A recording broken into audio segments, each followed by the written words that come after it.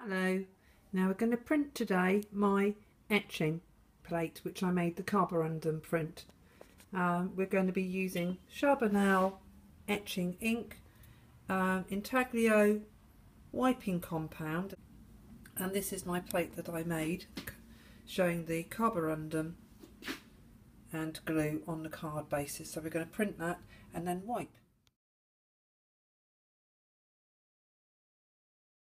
First thing I'm going to do is cover the whole of this plate with the ink, and now I'm going to apply using a piece of card.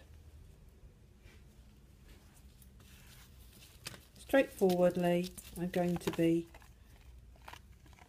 putting it onto the surface, dragging it over the surface, totally covering the plate.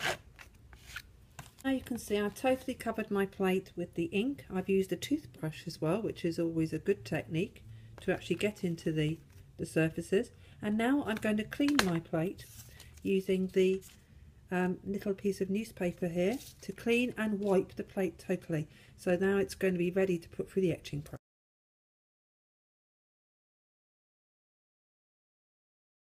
Here I've put my watercolor paper to soak for about 30 minutes so that it's nice and moist.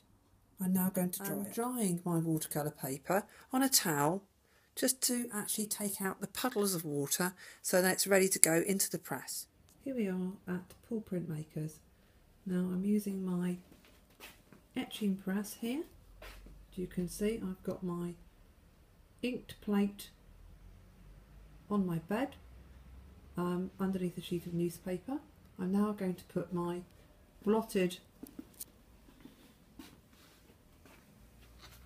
watercolour paper onto my plate. My sandwich of newspaper to protect the blankets, and now I'm going to roll it through the press. I put the blankets down on the bed and now I'm going to roll it through the press. You can usually feel it go underneath when you get to the pressure. There you are, I can feel it go underneath. My plate's going through now. There we go, it's going through the press.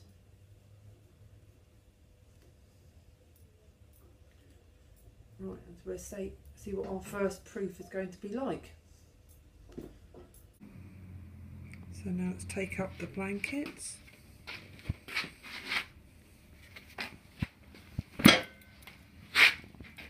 There we are, it's gone through. I've rolled it through the press, and now we're going to reveal our print. Right, we're going to take it off and see, wow, what sort of results we've got. Fantastic. For our first result, that's pretty good.